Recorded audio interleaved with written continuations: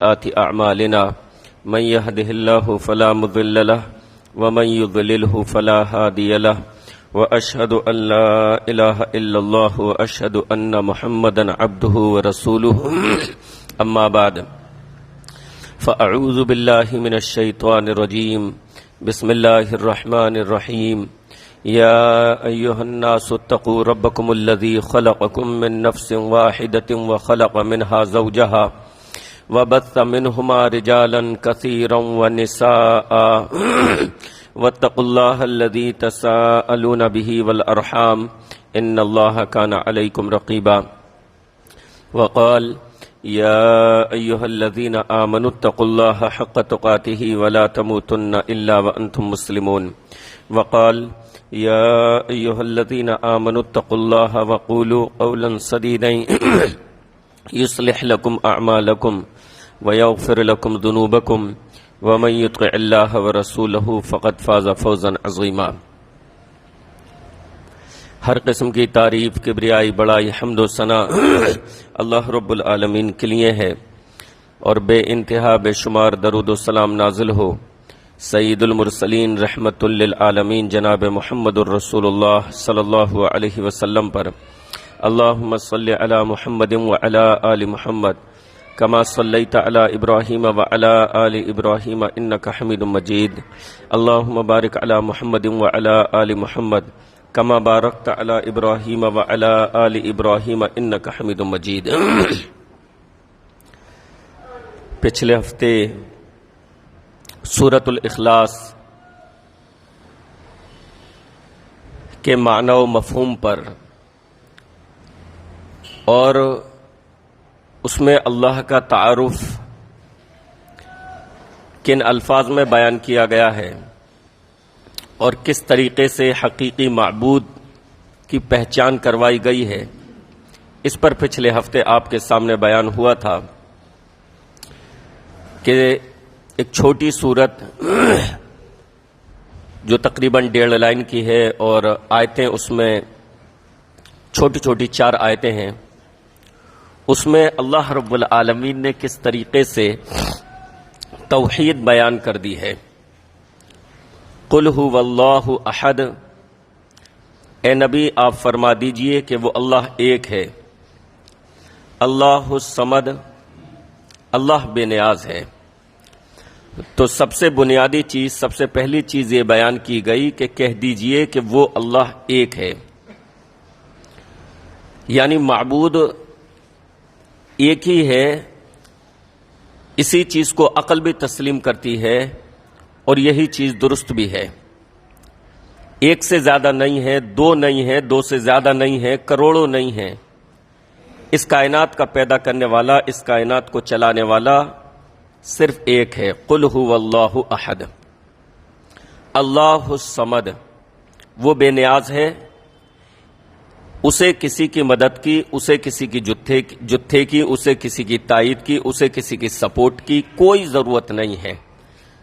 اللہ الصمد وہ بے نیاز ہے، نہ وہ کھاتا ہے، نہ وہ پیتا ہے، نہ وہ سوتا ہے، نہ اسے اونگ آتی ہے۔ وہ بے نیاز ہے، وہ تنہا کافی ہے۔ لم یلد ولم یولد، نہ اس نے جنا نہ وہ جنا گیا، یعنی نہ اس کی اولاد ہے اور نہ اس کے ماں باپ ہیں۔ جیسا کہ نصرانیوں نے عقیدہ رکھا کہ حضرت عیسیٰ علیہ السلام اللہ کے بیٹے ہیں، یہودیوں نے کہا کہ حضرت موسیٰ جو ہے، حضرت عزیر جو ہیں وہ اللہ کے بیٹے ہیں۔ تو اللہ نے فرمایا کہ نہیں، لم یلد ولم یولد، وہ ان تمام چیزوں سے پاک ہے، اس کی صفات ان تمام چیزوں سے اعلیٰ ہے۔ ولم یکن لہ کفوا احد، اور اس کا کوئی ہمسر نہیں ہے، اس کے کوئی برابر نہیں ہے۔ صفات میں، ذات میں اس کے کوئی برابر نہیں، صفات میں اس کے کوئی برابر نہیں، اس کا کوئی مقابلہ نہیں کر سکتا، اس کی قدرت میں، اس کی طاقت میں، اس کی بادشاہت میں، اس کی رحمت میں، اس کی محبت میں، اور جتنی صفات ہیں وہ سب میں یکتا ہے، وہ سب میں تنہا ہے، کوئی اس کے برابر نہیں ہو سکتا۔ تو اس صورت میں اللہ رب العالمین نے توحید کو بیان کیا ہے، جس پر پچھلے ہفتے تفصیل سے گفتگو ہوئی۔ اب آئیے اس صورت کی فضیلت دیکھتے ہیں کہ اس صورت کی فضیلت کیا ہے۔ صورت چھوٹی سی ہے اور پڑھنے میں مشکل سے آدھا منٹ بھی نہ لگے، 45 سیکنڈ 30-40 سیکنڈ میں انسان پڑھ لے، 1.5 لائن کی صورت ہے، لیکن میرے بھائیوں اور بہنوں فضائل کے اعتبار سے، فضیلت کے اعتبار سے یہ صورت انتہائی اہم ہے۔ اس صورت کی بہت زیادہ فضیلت ہے، اس صورت کا بہت زیادہ اجر و ثواب ہے، حتیٰ کہ اللہ کے نبی علیہ الصلاۃ والسلام نے اس صورت کو 1/3 قرآن کے برابر قرار دیا۔ تہائی یعنی صرف قل هو اللہ احد کو 1/3 قرآن جو ہے اللہ کے نبی علیہ الصلاۃ والسلام نے اس کو کہا ہے۔ 1/3 یعنی قرآن کے اگر 3 حصے کیے جائیں تو اس میں سے 1 حصہ پورا کا پورا یہ صورت ہے، جس کے 2 مطلب حالانکہ علماء اکرام نے بیان کیے ہیں کہ ایک مطلب تو اس کا یہ ہے کہ قرآن مجید میں بنیادی طور پر 3 موضوع ہیں: توحید، رسالت، آخرت۔ قرآن مجید میں 3 موضوعات پہ جو ہے گفتگو زیادہ تر کی گئی ہے۔ موضوعات اور بھی ہیں لیکن بنیادی طور پر 3 موضوعات ہیں: توحید اور اسی طریقے سے رسالت اور اسی طریقے سے آخرت۔ تو یہ سورت جو ہے سورۃ الاخلاص قل هو اللہ احد، اس میں اللہ کی توحید پوری طریقے سے بیان کر دی گئی۔ تو گویا کہ 3 چیزیں ہیں: توحید، رسالت، آخرت۔ توحید اس میں بیان ہو گئی، تو اس طریقے سے یہ قرآن کا 1/3 ہے۔ جبکہ بعض علماء یہ کہتے ہیں کہ اللہ کے نبی علیہ الصلاۃ والسلام کا اس سورت کو 1/3 قرآن کے برابر قرار دینا اجر و ثواب میں بھی ہے، کہ اس کو پڑھنے کا اجر و ثواب بھی اتنا ہی ملتا ہے جیسا کہ بندے نے 1/3 قرآن یا 1/3 قرآن کہیے اتنے قرآن مجید کی تلاوت کر لی۔ مسلم شریف کی حدیث حضرت ابو ہریرہ رضی اللہ عنہ روایت کرتے ہیں، فرماتے ہیں کہ ایک مرتبہ اللہ کے نبی علیہ الصلاۃ والسلام نے فرمایا احشدو، لوگوں کو جمع کرو، لوگ جمع ہو جائیں۔ تو سارے کے سارے لوگ جمع ہو گئے۔ آپ علیہ الصلاۃ والسلام نے فرمایا لوگوں کو جمع کرو، لوگ جمع ہو جائیں۔ فإنی سأقرأ علیکم ثلث القرآن، اس وجہ سے کہ میں ثلث قرآن یعنی 1/3 قرآن تمہارے سامنے پڑھوں گا۔ لوگ جمع ہو جائیں اس وجہ سے کہ میں 1/3 قرآن پڑھوں گا۔ حضرت ابو ہریرہ رضی اللہ عنہ فرماتے ہیں فحشد من حشد، جمع ہونے والے لوگ جمع ہو گئے۔ فخرج نبی اللہ صلی اللہ علیہ وسلم، اللہ کے نبی علیہ الصلاۃ والسلام باہر تشریف لائے۔ فقرأ قل هو اللہ احد، تو اللہ کے نبی علیہ الصلاۃ والسلام نے قل هو اللہ احد کی تلاوت فرمائی۔ سورۃ الاخلاص، قل هو اللہ احد اللہ الصمد لم یلد ولم یولد ولم یکن له کفوا احد۔ اللہ کے نبی علیہ الصلاۃ والسلام نے اس سورت کی تلاوت فرمائی اور پھر گھر تشریف لے گئے، حجرے میں چلے گئے۔ اب صحابہ کو یہ لگا، اعلان کیا ہوا تھا کہ 1/3 قرآن کے برابر پڑھوں گا۔ صحابہ کو یہ لگا کہ شاید وحی نازل ہوئی ہے، اس وجہ سے اللہ کے نبی علیہ الصلاۃ والسلام حجرے میں تشریف لے گئے ہیں، ابھی باہر آئیں گے پھر قرآن پڑھیں گے، کیونکہ پیارے نبی علیہ الصلاۃ والسلام نے فرمایا یہ ہے کہ میں 1/3 قرآن پڑھوں گا۔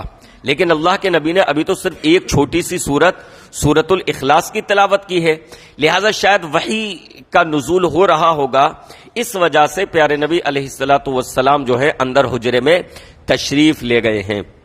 تو اللہ کے نبی علیہ الصلاۃ والسلام اندر تشریف لے گئے، صحابہ یہ سمجھے کہ ابھی آئیں گے، وحی کے نزول کے سبب اندر چلے گئے ہیں۔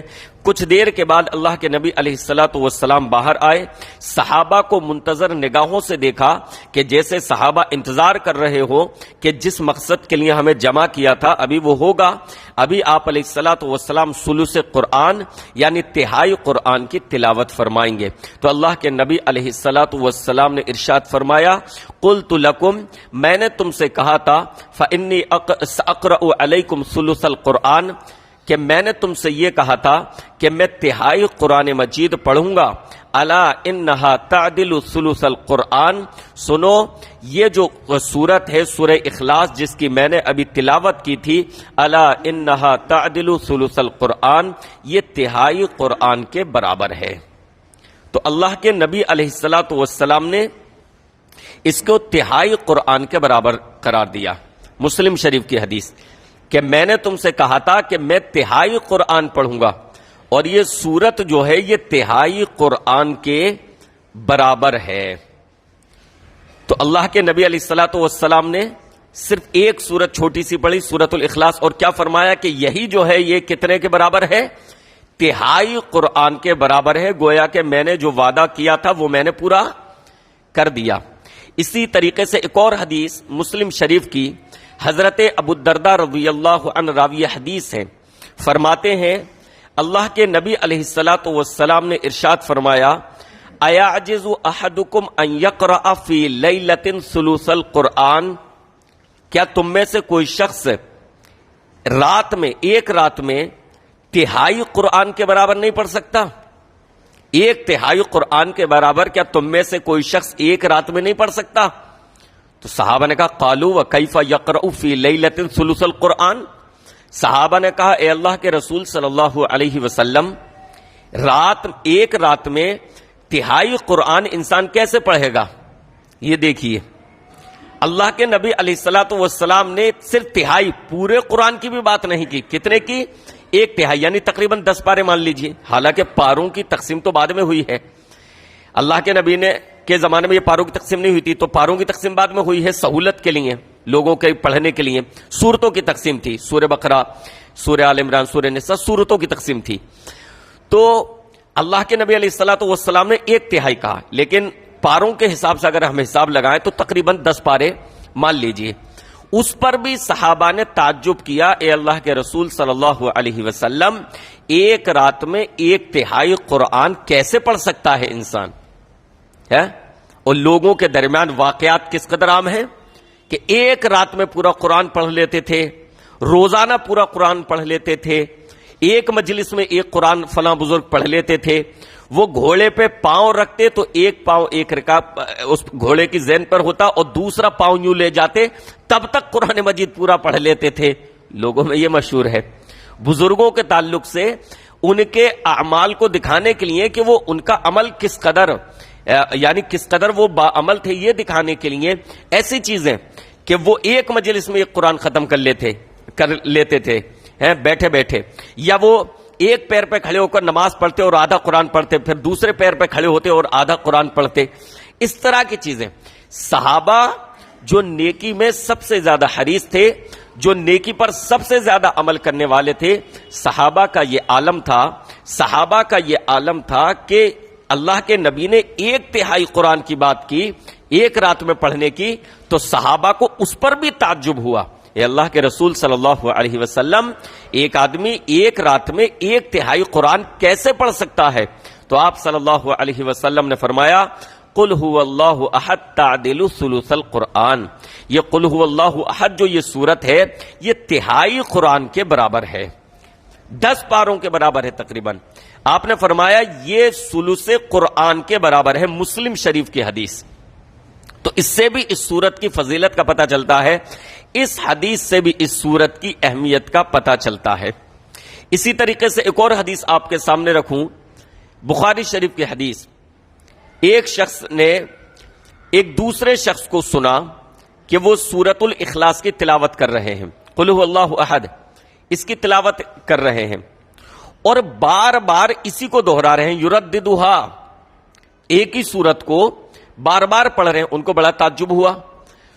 فلما اصبح جاء الی نبی اللہ صلی اللہ علیہ وسلم، صبح ہوئی تو وہ اللہ کے نبی علیہ الصلوۃ والسلام کے پاس آئے، اے اللہ کے رسول صلی اللہ علیہ وسلم، میں نے فلاں صاحب کو رات قرآن مجید کی تلاوت کرتے ہوئے سنا ہے، اور میں نے دیکھا کہ ایک ہی سورت کو وہ بار بار دہرا رہے ہیں۔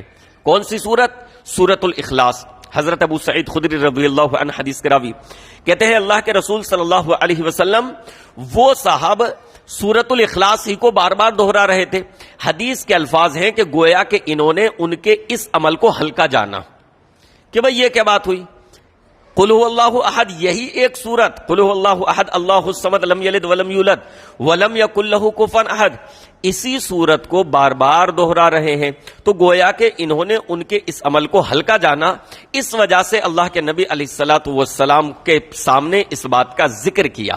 تو اللہ کے نبی علیہ الصلوۃ والسلام نے فرمایا کہ یہ سورت جو ہے سورۃ الاخلاص، یہ تہائی قرآن کے برابر ہے، ایک تہائی قرآن کے برابر ہے. رواہ البخاری، یہ بخاری شریف کی حدیث ہے.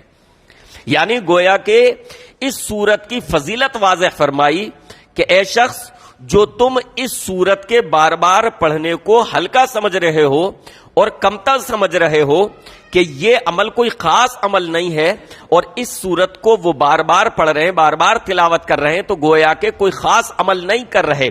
اللہ کے نبی علیہ الصلوۃ والسلام نے ان کی اس غلط فہمی کو دور فرمایا کہ اس سورت کی فضیلت کو جان لیجئے، اس سورت کے مقام و مرتبے کو جان لیجئے، اس سورت کے اجر و ثواب کو جان لیجئے.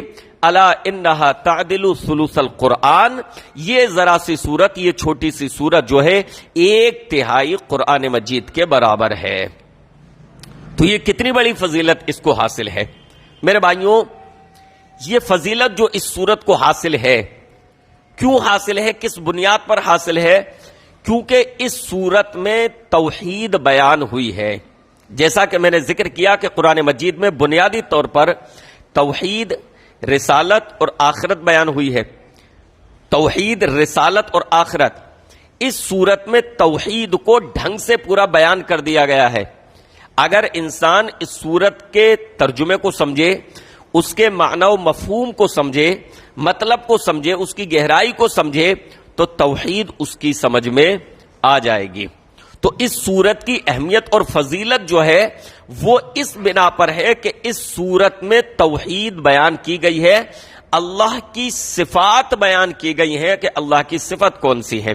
اگر اس چیز کو انسان سمجھ لے کہ اللہ ایک ہے، اللہ بے نیاز ہے، اس کو کسی چیز کی ضرورت نہیں ہے، اس کو کسی سپورٹ کی ضرورت نہیں ہے، تو کتنے عقیدے، باطل عقیدے، فاسد عقیدے اس کے درست ہو جائیں، کتنے عقیدے اس کے درست ہو جائیں. کیسے اگر بزرگوں کے واقعات میں جاؤ تو لوگوں نے من گھڑت قصے، بزرگوں نے اپنے قصے ایسے بیان نہیں کیے، لوگوں نے من گھڑت قصے بزرگوں کو اونچا دکھانے کے لیے اس طرح کے بیان کیے ہیں جیسا کہ وہ کائنات کو چلانے میں اللہ کے شریک کار ہیں، اور اللہ تعالیٰ ان کی تائید کا، ان کی سپورٹ کا، ان کی حمایت کا محتاج ہے، نعوذ باللہ. تو اگر اس چیز کو صحیح طریقے سے سمجھ لیا جائے کہ اللہ بے نیاز ہے، اسی طریقے سے اللہ کی نہ اولاد ہے نہ ماں باپ ہے، اور اسی طریقے سے اللہ کا کوئی ہمسر نہیں ہے، اگر اس نقطے کو سمجھ لیا جائے کہ اللہ کا کوئی ہمسر نہیں ہے، تو کتنے باطل عقائد کی اصلاح ہو جائے جن میں یہ سمجھا جاتا ہے کہ ہمارے فلاں بزرگ، ہمارے فلاں ولی جو ہے وہ اس صفت میں اس درجے کو پہنچے ہوئے ہیں. گویا کہ ان کے اندر بھی وہی کوالٹی مانی جاتی ہے، وہی صفتیں مانی جاتی ہیں جو صفتیں اللہ کی ہیں. ان کو بھی اولاد دینے پر قادر سمجھا جاتا ہے، ان کو بھی عالم الغیب سمجھا جاتا ہے کہ ان کو بھی غیب کا علم ہے. ان کے بارے میں بھی یہ تصور کیا جاتا ہے کہ ان کی وفات نہیں ہوتی. جس طریقے سے اللہ حی قیوم ہے کہ وہ حی لا یموت ہے، وہ زندہ ہے، ہمیشہ سے ہے، ہمیشہ رہے گا، اس پر موت طاری نہیں ہو سکتی. یہی صفت ان میں بھی سمجھی جاتی ہے کہ ان پر بھی یہ چیز طاری نہیں ہوئی، ان کو بھی موت نہیں آئی، ان کو بھی وفات نہیں ہوئی. اور بہت ساری چیزیں جو بزرگوں کے بارے میں رکھی جاتی ہیں، اور یہی گویا کہ ان کے بارے میں وہ صفتیں جو خاص اللہ کی ہیں، وہ صفتیں ان میں سمجھی جاتی ہیں، اور ان کو ان صفتوں میں اللہ کا برابر ایک طریقے سے ٹھہرا دیا جاتا ہے. تو اگر اس نقطے کو سمجھ لیا جائے کہ ولم یکن لہ کفوا احد، کہ اللہ کے ہمسر کوئی نہیں ہے، اللہ کا برابر کوئی نہیں ہے، تو توحید کس قدر درست ہو جائے. تو اس سورت کی جو فضیلت ہے، جو اہمیت ہے، وہ اس سورت میں بیان کی ہوئی توحید کی وجہ سے ہے. لہذا انسان کو یہ فضیلت تب حاصل ہوگی جب وہ اس سورت میں بیان کی ہوئی توحید کو سمجھے، وہ عقیدہ اپنائے، اس توحید کو مانے، تب اس کو یہ فضیلت حاصل ہوگی۔ بھائی جس بنیاد پر فضیلت حاصل ہے، جب وہ اس بنیاد کو تسلیم نہیں کرے گا تو اس کو وہ فضیلت کیسے حاصل ہوگی؟ اس کو وہ فضیلت کیسے حاصل ہوگی؟ تو یہ فضیلت اس کو تب حاصل ہوگی جب وہ توحید کے ان اصولوں کا اقرار کرے، توحید کے ان اصولوں کو مانے، ان اصولوں کا اعتراف کرے جو چیزیں اس صورت میں بیان ہوئی ہیں۔ انہی کی بنیاد پر اللہ رب العالمین، جو شخص سورۃ الاخلاص سے محبت کرتا ہے، جو شخص سورۃ الاخلاص سے محبت کرتا ہے، اللہ تعالیٰ اس سے محبت فرماتا ہے۔ کیوں؟ اس وجہ سے کہ اللہ کو سب سے زیادہ محبت توحید سے ہے، اللہ کو سب سے زیادہ پیار توحید سے ہے۔ لہذا جب انسان توحید سے محبت، سورۃ الاخلاص سے محبت کرے گا تو وہ یقیناً توحید سے بھی محبت کرے گا۔ جب وہ سورۃ الاخلاص سے محبت کرے گا تو وہ توحید سے بھی محبت کرے گا، اور جب وہ توحید سے محبت کرے گا تو اللہ رب العالمین بھی اس سے محبت فرمائے گا۔ اللہ کے نبی علیہ الصلوۃ والسلام نے ایک مرتبہ، پیارے نبی علیہ الصلوۃ والسلام نے ایک لشکر کو بھیجا اور ان کا امیر ایک صاحب کو بنایا۔ اللہ کے نبی علیہ الصلوۃ والسلام نے امیر بنا کر بھیجا، تو وہ صاحب جب اپنے ساتھیوں کو نماز پڑھاتے، فَصَلَّى لِأَصْحَابِهِ فَقَرَأَ فِي صَلَاتِهِ فَيَخْتِمُ بِقُلْ هُوَ اللَّهُ أَحَدٌ۔ تو جب اپنے ساتھیوں کو وہ نماز پڑھاتے تو وہ اس نماز میں ہر رکعت میں سورۃ الاخلاص آخر میں پڑھتے، یعنی نماز میں کھڑے ہو کر الحمد، اس کے بعد کوئی سورت پڑھی، اور پھر اختتام جو کرتے آخر میں جو پڑھتے سورۃ الاخلاص، قل هو اللہ احد، اس کو پڑھا کرتے تھے۔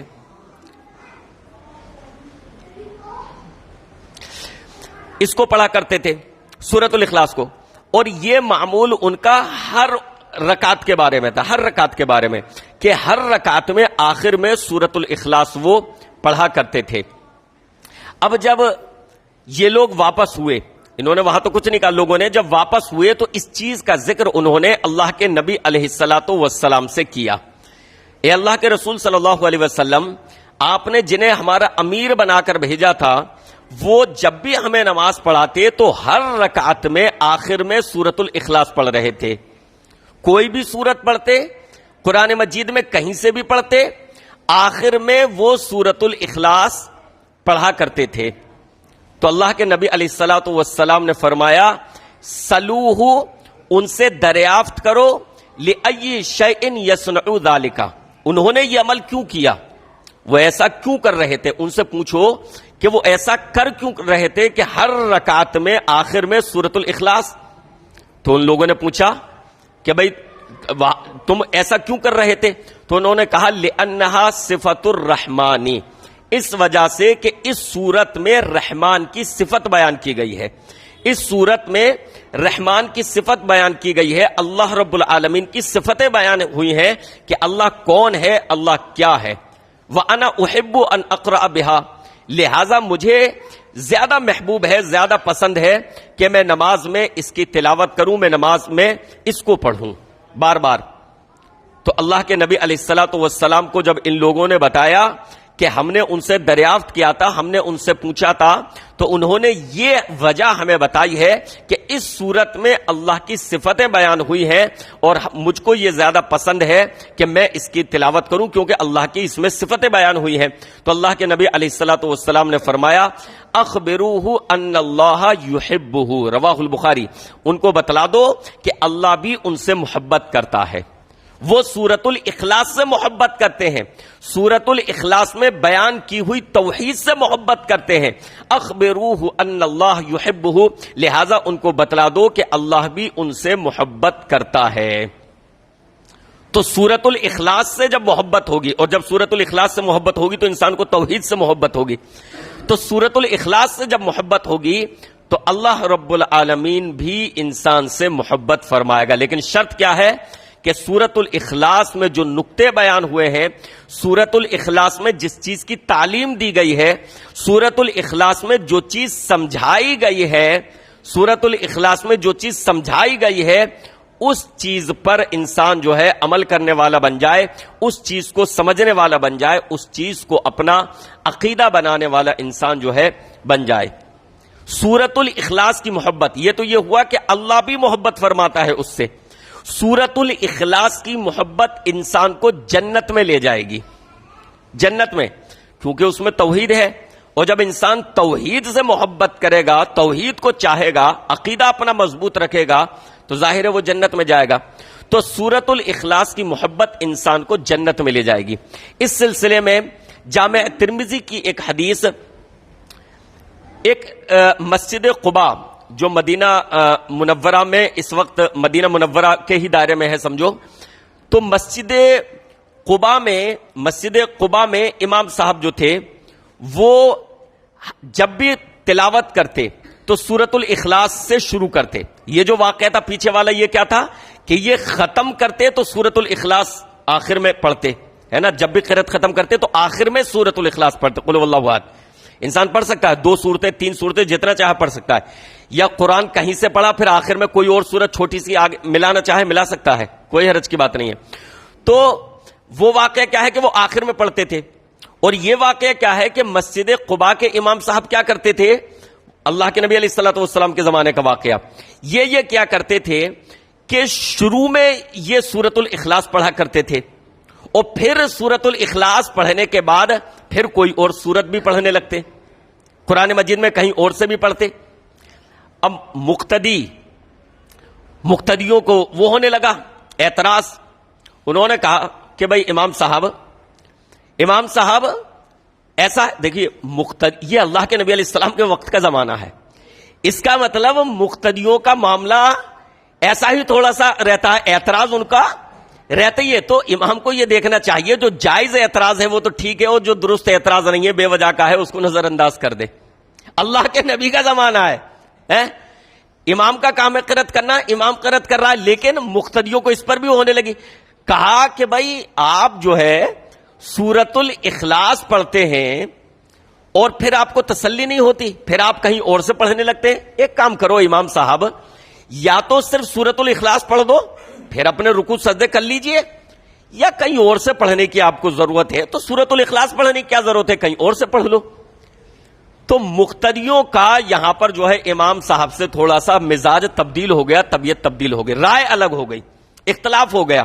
امام صاحب کے پڑھنے کا طریقہ یہ تھا کہ سورۃ الاخلاص پڑھنا ہے اور پھر اس کے بعد کوئی اور سورت پڑھنی ہے، قرآن مجید میں کہیں اور سے بھی پڑھنا ہے، حالانکہ صرف سورہ اخلاص پڑھ کر بھی وہ رکوع کر دیتے، کوئی حرج نہیں تھا، لیکن ان کا یہ طریقہ تھا کہ سورۃ الاخلاص اور پھر آگے کہیں اور سے پھر قرآن پڑھنا ہے۔ تو کہا بھائی یہ آپ کیا کرتے ہیں، ہمیشہ یہی کرتے رہتے ہیں، قل هو اللہ احد پڑھتے ہیں اور پھر اس کے بعد کہیں اور سے پڑھنے لگتے ہیں، یا تو یہی سورت پڑھ لو، یا پھر اگر کہیں اور سے پڑھنا ہے تو وہی پڑھ لو، دونوں جگہ ادھر ادھر کیوں چل رہے ہو؟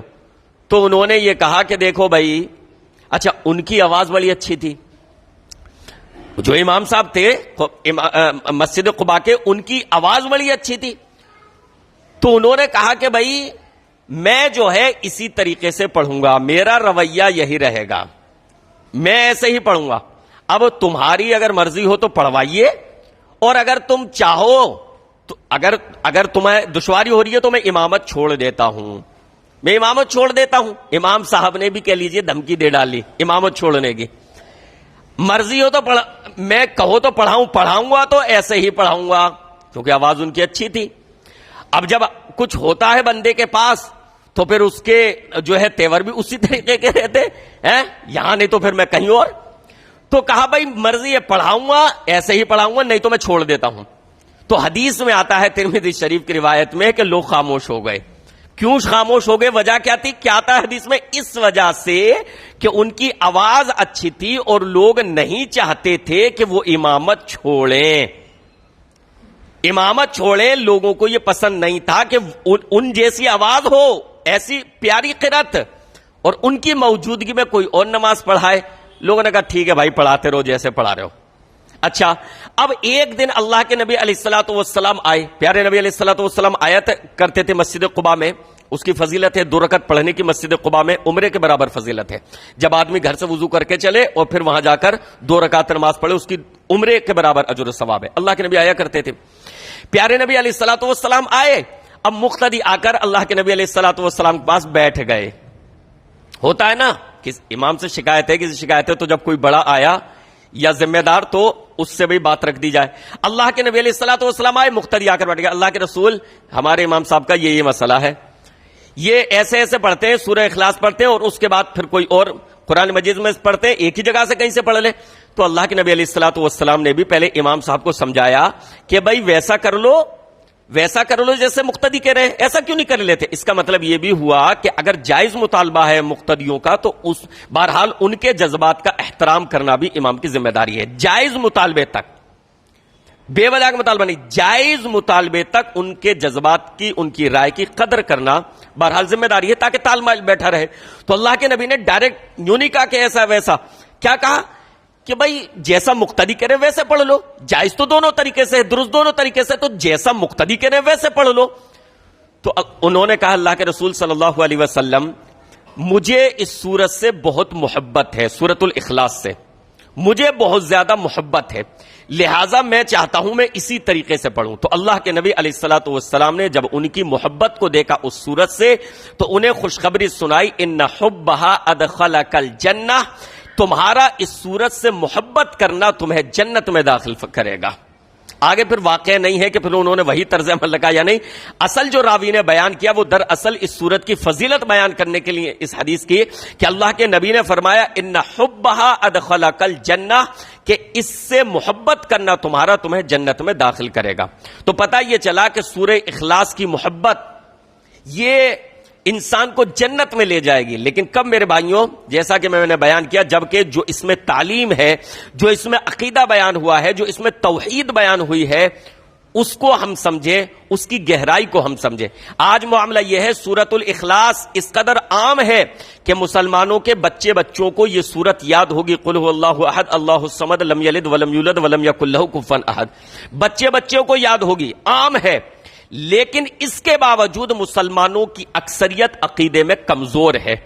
انہیں معلوم ہی نہیں توحید کیا ہے, وہ توحید کا مطلب اور مفہوم ہی نہیں سمجھتے, بلکہ توحید اگر ان کو سمجھانے کی کوشش کی جائے تو وہ توحید سمجھانے والے کو دشمن سمجھتے ہیں کہ یہ ہمیں کیا بتا رہے ہیں, یہ ہم سے یہ چیزیں چھڑوانا چاہتے ہیں, یہ ہم سے ہمارے باپ دادا والی چیزیں چھڑوانا چاہ رہے ہیں. تو جو سورت اس قدر مسلمانوں کے درمیان عام ہے کہ بچے کو کچھ یاد نہ ہو تو سب سے پہلے سورت الاخلاص اس کو یاد کروا دی جاتی ہے. الحمدللہ اچھی بات ہے, اس کو یہ سورت یاد ہوتی ہے.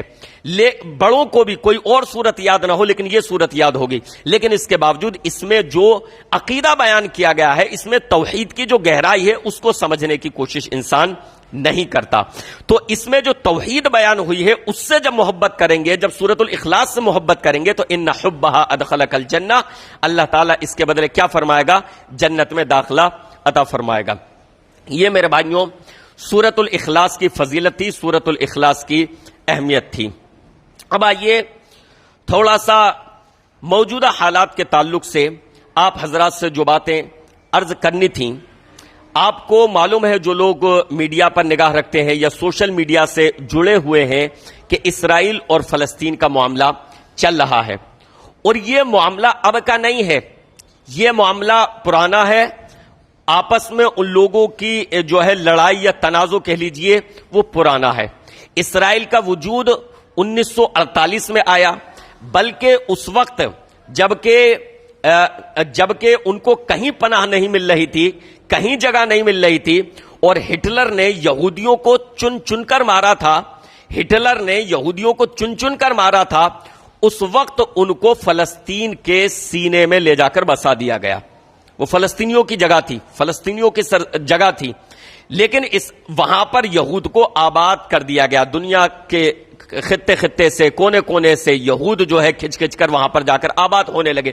جبکہ اس وقت کئی یورپی ممالک اس چیز پر رضامند تھے کہ ان کو ہم اپنے یہاں جگہ دے دیں. آسٹریلیا اس چیز پر رضامند تھا کہ ہم اپنے یہاں جگہ دے دیں, اور بھی کئی ممالک کہ بھائی ہم ان کو لیے ایک خطہ خاص کر دیتے ہیں یہاں.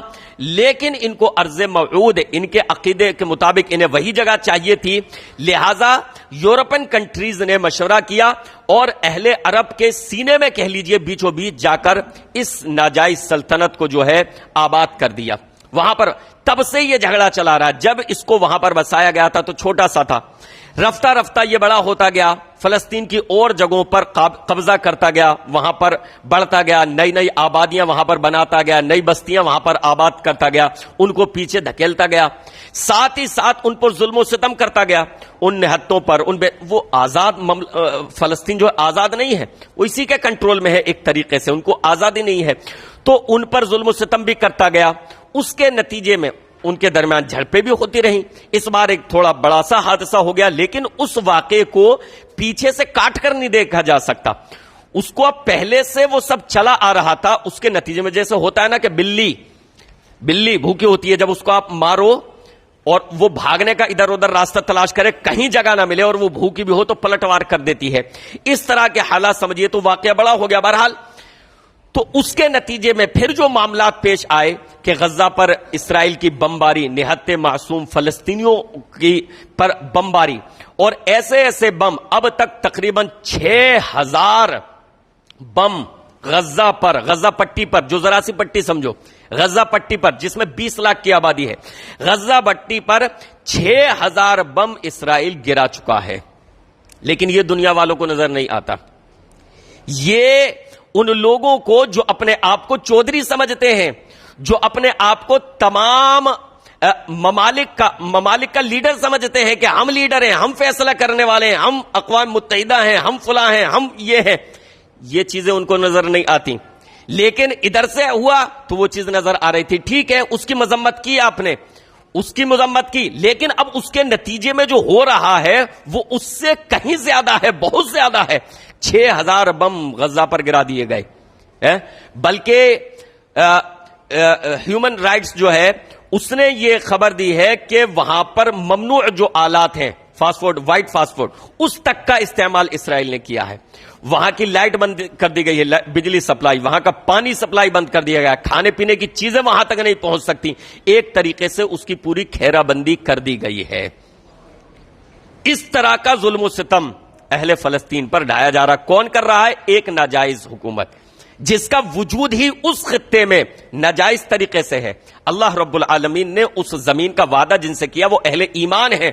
جب وہ اہل ایمان تھے وہاں پر آباد تھے, لیکن آخری رسول جناب محمد الرسول اللہ صلی اللہ علیہ وسلم کے مبعوث ہونے کے بعد اہل ایمان جنہیں کہا جاتا ہے وہ محمد الرسول اللہ صلی اللہ علیہ وسلم کے امتی ہیں, جو اللہ پر صحیح طریقے سے ایمان لاتے ہیں, سورۃ الاخلاص کو سمجھتے ہیں, لم یلد ولم یولد کو سمجھتے ہیں, وہ اہل ایمان ہیں. تو اہل فلسطین کی وہ جگہ تھی, انہی کے زمین پر ان کو بسایا گیا, وہاں پر ان کو رہنے کے لیے دیا گیا, اور پھر رفتہ رفتہ وہ بڑے ان کی زمین پر قبضہ کر کے وہ لوگ بڑھتے رہے. دنیا کی بڑی طاقتیں, دنیا کی سپر پاور طاقتیں ان کا ساتھ دیتی رہیں, ان کو شاباشی دیتی رہیں, اور آج وہ جو ہے ایک ناسور عرب کے خطے میں بن چکا ہے اور فلسطینی مسلمانوں پر ظلم و ستم کر رہا ہے. اور اب سے نہیں کر رہا, جب سے وجود میں آیا تب سے کر رہا ہے, مسلسل ظلم و ستم کر رہا ہے. اور اب کا یہ عالم ہے 6000 بم, اور ابھی بھی جاری ہے, ایئر اسٹرائک ابھی بھی جاری ہے, ابھی غزہ کی پوری طرح سے ناکہ بندی کر لی گئی ہے. تو میرے بھائیوں, ایک تو یہ ہے کہ ہم اس حقیقت کو, یہ جو حقائق ہے وہاں کے, اس چیز کو جو ہے اظہار کریں. اگر کوئی شخص ان لوگوں کو, یعنی الٹا ان لوگوں کو آتنکوادی کہا جائے, آپ ایک تنظیم کی بات چھوڑ دیجئے, لیکن ایک فلسطین جو ہے, فلسطین, وہ لوگ تو آتنکوادی نہیں نا, وہ تو اپنی زمین پر رہتے ہیں, وہ اپنے ملک پر, اب ان پر قبضہ کیا جائے تو وہ دفاع تو کریں گے ہی اپنا, تو الٹا ان پر الزام لگایا جائے. تو اس حقیقت کا اظہار ہونا چاہیے کہ وہ آتنکوادی نہیں, وہ تو مظلوم ہے بیچارے, ان کی زمینیں ہتھیائی گئی ہیں, ان کے گھر بار ہتھیائے گئے ہیں, ان کے گھر باروں پر قبضہ کیا گیا ہے. تو مظلوم وہ نہیں, وہ مظلوم ہونے کا ناٹک رہا, مظلوم یہ ہے بیچارے جن پر ٹنوں کے حساب سے بارود گرا دیا گیا, بم گرا دیا گیا. ان کے پاس اپنا دفاع کرنے کے لیے کیا ہے؟ کچھ بھی نہیں ہے. ان کے پاس کیا ہے دفاع کرنے؟ زیادہ سے زیادہ وہ راکٹ کہہ لیجئے, وہ بھی ایک خاص تنظیم کے پاس. لیکن باقی اہل فلسطین کے پاس کیا ہے؟ کچھ بھی نہیں, سوائے اس کے کہ وہاں سے بھاگے ہیں بیچارے. تو یہ ظلم و ستم دنیا والوں کو نظر نہیں آتا. تو یہ حقیقت ہم کو معلوم ہونی چاہیے کہ مظلوم کون ہے اور ظالم کون ہے. دوسری چیز یہ، اچھا یہ سرزمین وہ سرزمین ہے، ایک چیز کا وعدہ تو اللہ رب العالمین نے کر رکھا ہے، ایک چیز کا وعدہ اللہ رب العالمین نے کر رکھا ہے کہ یہ سرزمین وہ سرزمین ہے کہ جہاں پر حضرت عیسیٰ علیہ السلام آخر میں تشریف لائیں گے، حضرت عیسیٰ کا نزول ہوگا، نزول دمشق کی جامع مسجد پر ہوگا، اور پھر اس علاقے میں اس خطے میں آ کر اہل ایمان کے ساتھ مل کر یہود سے جہاد کریں گے، قتال کریں گے حضرت عیسیٰ علیہ السلام. اور ہمیں پیارے نبی علیہ السلام کی پیشن گوئی پر یقین ہے وہ چیز ہو کر رہے گی. بہرحال یہ حالات ہمارے لیے یہ ہے کہ ہم اہل فلسطین کے لیے دعا کریں. ہماری مسجد میں الحمدللہ 5 وقت قنوت نازلہ ہو رہی ہے، تو ہم اہل فلسطین کے لیے قنوت نازلہ اپنی جگہ پرسنل اپنی دعاؤں میں بھی اللہ تعالیٰ نہ معلوم کس کی دعا قبول فرما لے، کس کا جو ہے اب مقام اللہ کے یہاں کیا ہے یہ اللہ ہی بہتر جانتا ہے. انسان بظاہر سامنے سے تو اللہ جانتا ہے، اللہ نہ معلوم کس کی بات کو قبول کر لے، کس کی دعا کو قبول کر لے. ہر شخص کی ذمہ داری ہے کہ کم از کم اپنے بھائیوں کے لیے، اپنے مظلوم بھائیوں کے لیے، فلسطینی بھائیوں کے لیے دعا کرے کہ اللہ تعالیٰ ان کی غیب سے مدد فرمائے اور اللہ تعالیٰ ان کی پریشانیوں کو ختم فرمائے اور اللہ تعالیٰ ظالم کو عبرتناک سزا دے. دوسری بات، 2 چیزیں عرض کرنی ہے. ایک تو یہ دعا کا معاملہ ہو گیا، دوسری چیز یہ کہ میرے بھائیوں اس طرح کے حالات سے مسلمانوں کو مایوس ہونے کی ضرورت نہیں ہے. مسلمان جو اللہ پر اعتماد رکھتا ہے، جو اللہ پر یقین رکھتا ہے، وہ مایوس کیسے ہو سکتا ہے؟ مایوسی ہمارے مذہب نے سکھائی ہی نہیں ہے. اہل اسلام پر ایسے ایسے وقت آئے ہیں، مثالیں آپ کے سامنے موجود ہیں کہ شعب بنی طالب میں مسلمانوں کو محصور ہونا پڑا. آنکھیں بند کر کے اگر آپ چاہیں تو اس محصوری کو غزہ میں محسوس کرتے ہیں. ایسی ہی محصوری ایک طرح سے نظر بند وہاں پر ہو گئے شعب ابی طالب میں کہ نہ تو وہاں پر کھانے پینے کی چیز پہنچائی جا سکتی تھی، نہ وہاں پر تجارتی کوئی چیز پہنچ سکتی تھی کہ وہ لوگ خود خرید لیں. ایک طریقے سے ان کا مکمل طور پر بائیکاٹ تھا کہ ان سے کوئی رشتہ نہیں رکھے گا، کوئی تعلق نہیں رکھے گا، ان کو کوئی کھانے پینے کی چیز نہیں پہنچائے گا، ان کو کوئی چیز نہیں پہنچائی جائے گی. شعب ابی طالب میں مسلمان محصور ہو گئے جناب محمد الرسول اللہ صلی اللہ علیہ وسلم کے ساتھ. 3 سال تک قید رہے. 3 سال تک عالم یہ تھا کہ کھانے پینے کی چیزیں ختم ہو گئیں تو صحابہ نے درخت کے پتے چبائے ہیں، اور درخت کے پتے چباتے تو منہ میں ان کے چھالے تک پڑ جاتے تھے. کھانے پینے کی چیز ختم ہو گئی، باہر سے کوئی چھپا کر کسی نے پہنچا دیا تو پہنچا دیا، ورنہ مکمل پابندی تھی کہ کوئی نہیں لے جا سکتا. بیچنے کا سامان بھی یہ لوگ نہیں خرید سکتے تھے. تو 3 سال تک کئی مرتبہ ایسا ہوتا کہ انہیں درخت کے پتے چبانے پڑتے، جس کی وجہ سے ان کے منہ میں چھالے تک پڑ جاتے. لیکن ان حالات میں بھی، حالات کس قدر شدید تھے، مسلمان مایوس نہیں ہوئے. اللہ رب العالمین سے امید رکھی، کیونکہ مسلمان اللہ پر اعتماد رکھتا ہے، اللہ پر یقین رکھتا ہے. اور پھر وہ وقت بھی آیا کہ وہ بائیکاٹ کا صحیفہ چاک ہوا، اس کو دیمک کاٹ گیا اور وہ بائیکاٹ ختم ہوا اور مسلمانوں کو آسانیاں میسر ہوئیں. اس کے علاوہ اہل ایمان کی تاریخ بڑی پڑی ہے. قوم موسیٰ کا حال دیکھیے. حضرت موسیٰ علیہ السلام، بھائی کئی مرتبہ کیا ہوتا ہے کہ انسان کے ذہن پر کچھ ایسا اندھیرا سا چھا جاتا ہے کہ یار یہ ہو گیا، اب کیا ہوگا؟ اب تو بالکل اس خطے کو پورا ختم کر دیا گیا، پورا کنٹرول کر لیا، اب کیا ہوگا؟ لیکن جہاں سے انسان کی سوچ میں یہ آتا اب کیا ہوگا، اللہ کے یہاں وہاں بھی سارے راستے کھلے ہوتے ہیں. اللہ ہر چیز پر قادر ہے، اللہ ہر چیز پر قادر ہے. موسیٰ علیہ السلام اپنی قوم کو فرعون کے ظلم و ستم سے چھڑا کر لے جا رہے تھے. اللہ کے حکم سے راتوں رات وہاں سے نکلے، اور جب فرعون کو پتا چلا، فرعونیوں کو پتا چلا، تو وہ اپنے لاؤ لشکر کے ساتھ تعاقب میں نکلا، پیچھے نکلا، ان کا پیچھا کیا، اور پھر پیچھا کرتے ہوئے اس مقام تک پہنچا، یعنی ان کو جب سامنے دیکھ لیا کہ بالکل قریب ہیں، اور وہ اس مقام تک تھے کہ سامنے سمندر تھا. قوم حضرت موسیٰ علیہ السلام اور ان کی قوم کے سامنے کیا تھا؟ سمندر. اور پیچھے انہوں نے مڑ کر دیکھا تو پیچھے کون تھا؟ فرعونیوں کا لشکر. آپ سوچیں کہ ان کی نا امیدی کی اس وقت کیا کیفیت رہی ہوگی کہ اب کیا ہوگا، اب کیسے بچیں گے؟ بھائی 2 ہی راستے، یا تو آگے بڑھیں یا پیچھے ہٹیں. ادھر سامنے سمندر ہے، اگر آگے بڑھتے ہیں تو سمندر میں چلے جائیں گے، ڈوب جائیں گے. اور جان جائے گی، اور اگر پیچھے جاتے ہیں تو یہ فرعونی گرفتار کر لیں گے اور یہ طرح طرح سے پھر ہم پر ظلم کریں گے۔ اب کیا ہوگا؟ لیکن میں نے کہا نا کہ جہاں انسان کی سوچ ختم ہوتی ہے کہ اب کیا ہوگا، اللہ کے یہاں اس وقت بھی امید کے راستے کھلے ہوتے ہیں، اللہ کے لیے کوئی چیز بعید نہیں۔